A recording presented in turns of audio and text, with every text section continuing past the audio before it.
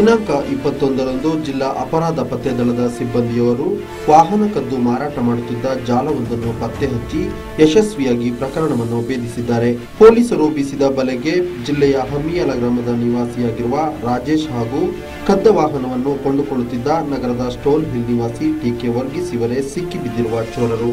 ಬೆಂಗಳೂರಿನ ಕಂಪನಿಯೊಂದರಲ್ಲಿ ಗನ್ಮನ್ ಆಗಿ ಕಾರ್ಯನಿರ್ವಹಿಸಿದ್ದ ರಾಜೇಶ್ ಏಪ್ರಿಲ್ 28ರಂದು ಬೆಂಗಳೂರಿನ ಹೊಸೂರಿನಿಂದ ಓಮ್ನಿ ಕಾರೊಂದನ್ನು ಕಳವು ಮಾಡಿ ನಂತರ ಮಡಿಕೇರಿಗೆ ಆಗಮಿಸಿ ನಗರದ ಸ್ಟೋನ್ ಹಿಲ್ನ ನಿವಾಸಿ ಟಿಕೆ ವರ್ಗೀಸ್ ಎಂಬುವರಿಗೆ ಮಾರಾಟ ಮಾಡುತ್ತಿದ್ದ ಸಂದರ್ಭ ದಾಳಿ ನಡೆಸಿದ ಪೊಲೀಸರು ಒಂದು ಓಮಿನಿ ಕಾರು ಹಾಗೂ ಒಂದು ಮೋಟಾರ್ ಸೈಕಲ್ ಅನ್ನು ಮುಟ್ಟುಗೋಲು ಹಾಕಿಕೊಂಡಿದ್ದಾರೆ.